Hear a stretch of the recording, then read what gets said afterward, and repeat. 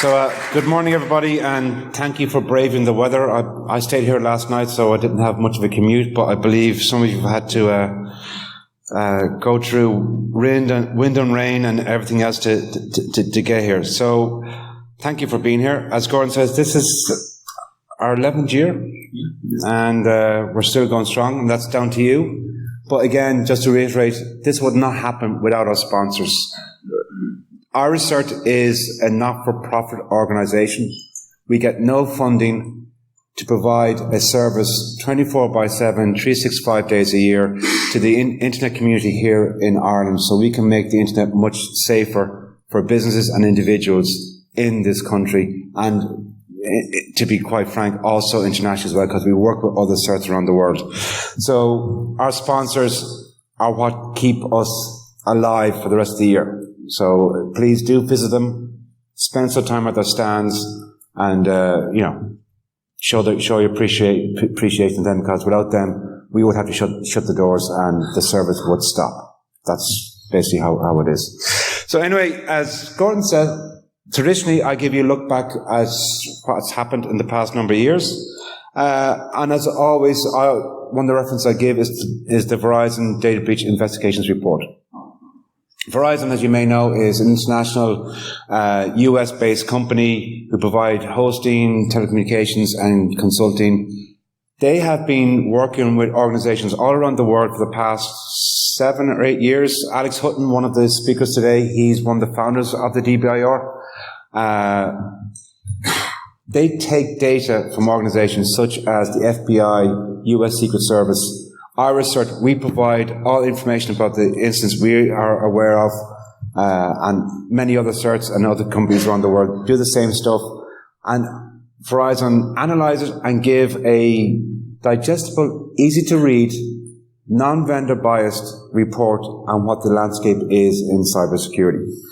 And some of the key takeaways we can see from 2019 is 69% of all breaches were by outsiders.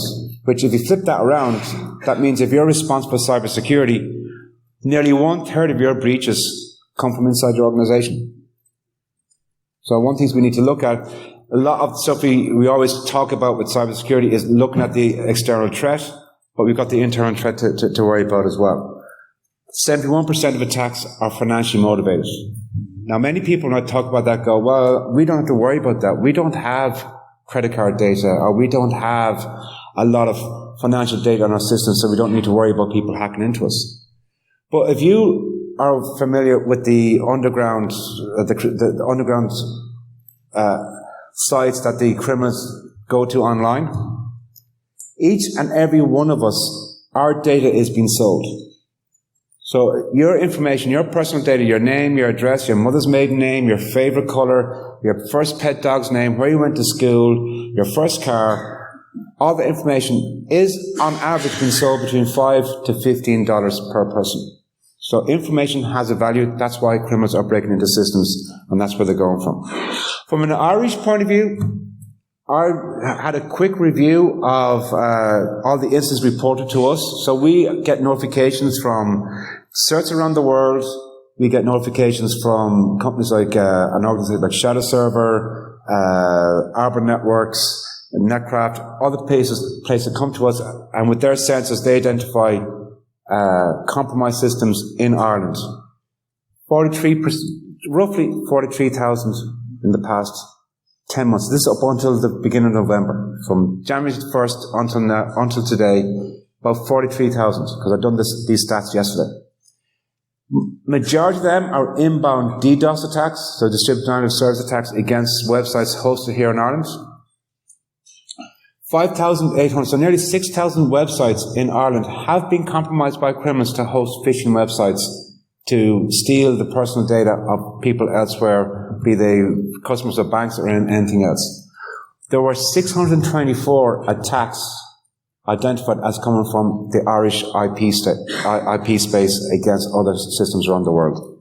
And then we had 30 sites that were hacked to host malicious software. So if you visit those websites and your system wasn't patched or wasn't up to date, you could have been infected with malicious software hosted by those websites. So that's what's happening in the Irish space. This is apart from what you read in the newspapers and everything else. This is, on a regular basis. But what we're also seeing is, and we see this in, my other hat is I'm CEO of BH Consulting, and we provide instant response services for our clients. This is what we're seeing in the industry. Don't worry about advanced persistent threats or zero-day attacks. This is what you have to worry about. The majority of breaches in Ireland are either hijacked cloud-based accounts. So if you're using Office 365, if you're using Amazon Web Services, using Gmail for your company business, if you are relying on your users to protect your corporate system, which is your email system, with just their password, you run a high risk of their account being compromised and hijacked. We see a lot of business email compromise and CEO fraud, where invoices are being redirected by criminals to compromise, and that's often used in combination with those hijacked accounts. So you would have a company's email account hijacked, and then invoices being sent or emails being sent from a company to their suppliers or to their customers, asking them to change any payments to a new bank account. And because it comes from a recognized and trusted email address, hence you get the hijacked account as well. And then ransomware attacks are the biggest one there. But with all this, if you look at the Verizon Data Breach Investigation Report, and when we follow up on some of the breaches we deal with in IRISSCERT and everything else, this slide has been in every presentation I've given at IRISSCERT for the past 11 years. It's the same stuff. And yes, I still have Windows XP, and I'll have Windows XP next year, and I'll probably have Windows XP in 10 years' time, because systems are still going to be running. But it's poor passwords. So if you've got hosted cloud systems, get multi-factor authentication turned on, especially for privileged accounts and high-value accounts that people work in finance or accounts or whatever else. Missing patches, system have been updated, vulnerabilities, out of date. So all those websites we talked about that had hosting phishing pages or hosting malicious script are all down to using old WordPress installs or Joomla or stuff that has not been patched. So make sure your systems are patched. Out of the antivirus software and lack of monitoring. And again, something I keep saying is that, we keep looking at innovation and all the new things that are happening in cybersecurity, but if you keep making the same mistakes, we're crazy. We're doing the same stuff over and over again. But kind of maybe looking to the future, where do I see, or where do we see from the CERT, where the main attacks are going to happen and where they're going to come from? It's still the same stuff. It's still going to be poor passwords. It's still going to be hijacked accounts, patches, etc. And that's backed up by the likes of Europol's Internet Organised Crime Threat Assessment, or IOCTA. That's quite hard to pronounce, actually. IOCTA report.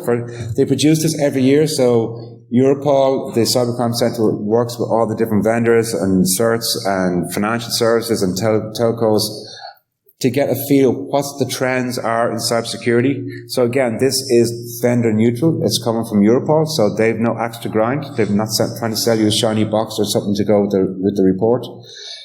And you can see one of the comments there is, the major threats we face today, such as ransomware or business email compromise, have been around for years. While we may see something quite novel, it's more likely that cyber criminals will continue refining attacks that have been shown to work. Criminals by their nature, and it kind of ties into Graham's talk later on, are lazy. That's why they're criminals. They will take the easy way out. They will look to get money quite easily, and they can do it quickly and easily. That's how they're going to do it. If a scam works or techniques work, they're going to use it over and over again. The World Economic Forum this year has identified that cybersecurity is one of the top three of the 10 risks most likely to happen to the global economy. Cybersecurity is number 3. The impact it's going to have is cybersecurity is down there at the 6th largest impact that it could have on the global economy when we have major attacks. So this stuff is no longer us geeks worrying about it in the IT department or whatever else. This is a threat to not just our computer systems, but to businesses, to society, and indeed to democracy as well. But criminals are going to follow the money. If you want to see where the trends are going to happen, you just see where the money is going. So we're still going to see attacks like cryptojacking, and some of those malicious websites that were hijacked by criminals to insert scripts and code on the website so that when you visit it, it was inserting code into your browser, so you would mine cryptocurrency on behalf of the criminals. One of the organizations that got hit last year in 2018 was the Information Commission's Office in the UK. So, it can happen to them, it can happen to anybody. We're still going to see CEO fraud. On Garda Síochána, their cybercrime unit, they would probably say this is one of the top threats and issues they have to deal with on a regular basis. Ransomware is still going to be a big issue, but ransomware is going to mature. It's going to change. It's going to become automated, so criminals are going to look at ways to make ransomware vulnerable. We've already seen that with NotPetya and with WannaCry, but we're probably going to see that happen a lot more.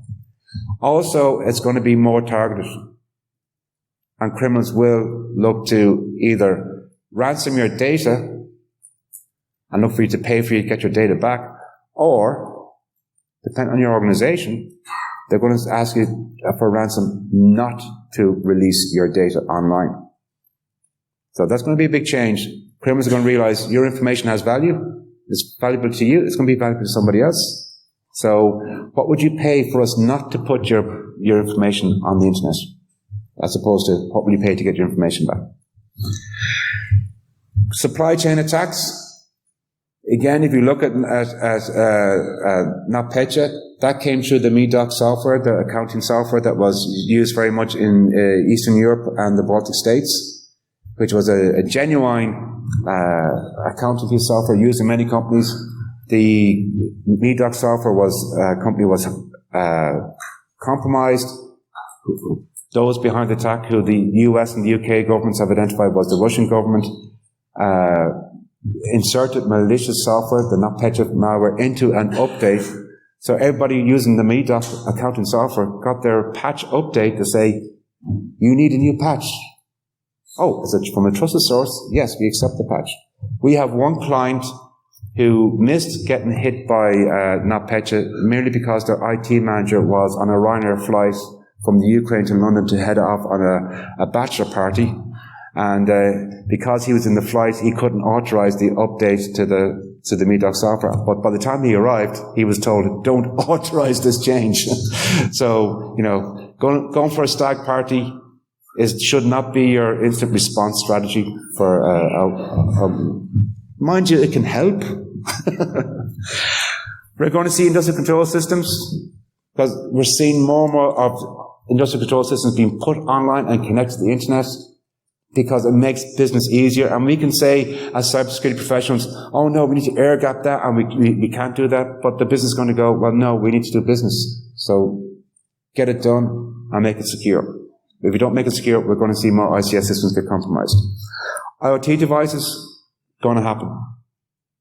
We've seen headlines about companies being compromised by their IoT smart light bulbs being compromised, and then using it as a stepping stone into the Wi-Fi network for the company, and from there then back into the corporate systems. So all these devices we're connecting onto our networks or onto our business, be they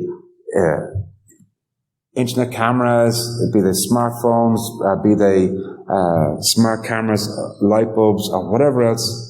They pose a risk, and we need to manage them and keep them secure. There is an increasing amount of cloud attacks going to happen, and this is not just going to be hijacking people's credentials. So again, if you're using any cloud services, please look at putting multi-factor authentication in place to secure them better. But we are seeing attacks against hosted environments, and we have seen that happen in the US. For example, about a month ago, there was a cloud-based doctor's software. So for many surgeons in the US, they were using this cloud-based software. They got hit by ransomware, and every doctor's surgery that was using that could not use the system. So we're seeing attacks against the cloud services themselves, and that's going to increase. And as we get better at securing our systems, humans are going to get targeted. So phishing emails, social engineering are going to happen.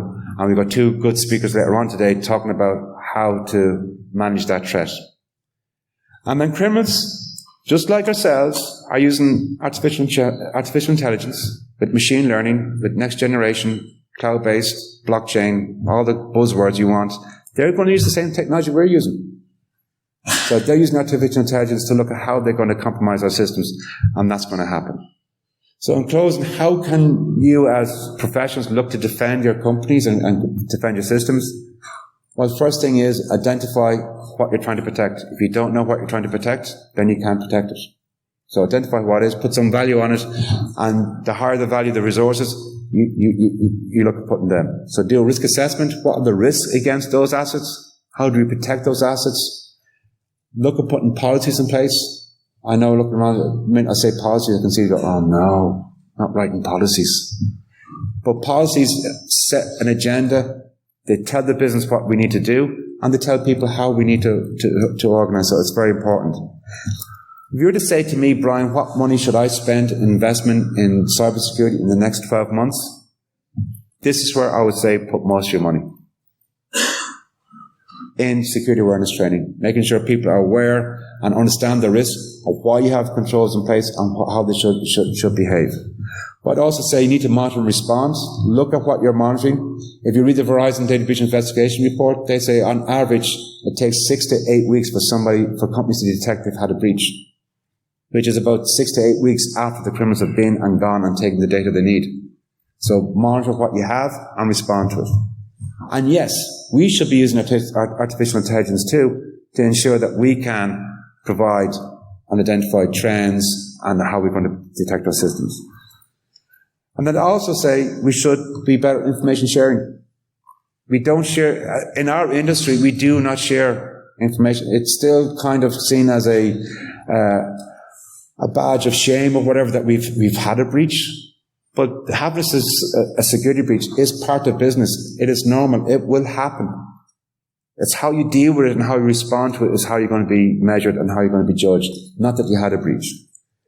So I'd encourage you to use existing frameworks to look at putting robust security in place, such as using ISO 27001 or the NIST cybersecurity framework, or even the Centre for Internet Security. They have their security controls. Or also look at, from our own National Cybersecurity Centre, run by the Department of Communications, they actually have a very good white paper, 12 Steps to Cybersecurity. And it's free. Download it. Look at it. Follow the steps in it. It will help you put a good program in place. So with that, I'd like to say thank you very much. Hope you really enjoyed the day. Today is about you. The speakers are here to help give you guides on what you should need to do, but you guys are the ones out there defending companies and protecting data. You're the ones that at an event like this, sharing and networking can help. And don't be afraid to share with the CERT if you have any instance, because we can reach out internationally to CERTs elsewhere to shut down malicious websites attacking you or malicious actors attacking you. That's how the CERT community works. So please do enjoy the day, and thank you very much.